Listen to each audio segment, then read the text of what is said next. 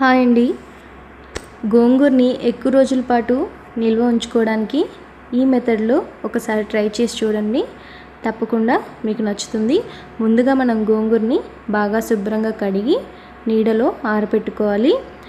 తడి లేకుండా మనం ఆకుని ఆరబెట్టుకోవాలి. తర్వాత ఒక ప్యాన్ తీసుకొని అందులో కొద్దిగా ఆయిల్ వేసుకొని ఎండుమిరపకాయలు, ధనియాలు దోరగా వేపుకోవాలి. తర్వాత మనం గోంగూరని కూడా వేసేసి బాగా ముద్దగా అయ్యేలాగా బాగా వేపుకోవాలి. చల్లారిన తర్వాత మనము ఎండుమిరపకాయలు, ధనియాలని మిక్సీ పట్టుకొని అందులో కొద్దిగా జీలకర్ర కూడా, పచ్చి జీలకర్ర కూడా యాడ్ చేసుకున్నారంటే మనకి మంచి సువాసన వస్తుంది. సాల్ట్ కూడా యాడ్ చేసుకోండి. తర్వాత గోంగూరను కూడా వేసేసి మొత్తం కలిపి మనం గ్రైండ్ చేసుకోవాలి.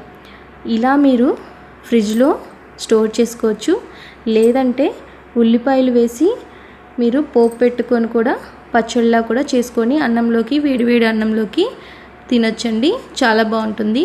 ఒకసారి మీరు కూడా ట్రై చేయండి.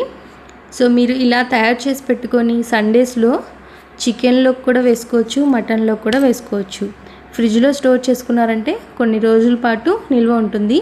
మీరు ఇలా ఉల్లిపాయలు పోపు పెట్టుకొని కూడా వేసుకొని కూడా ఇది వారం పాటు కూడా ఫ్రిడ్జ్లో పెట్టుకుంటే నిల్వ ఉంటుందండి. సో మీకు నచ్చిందని నేను అనుకుంటున్నాను.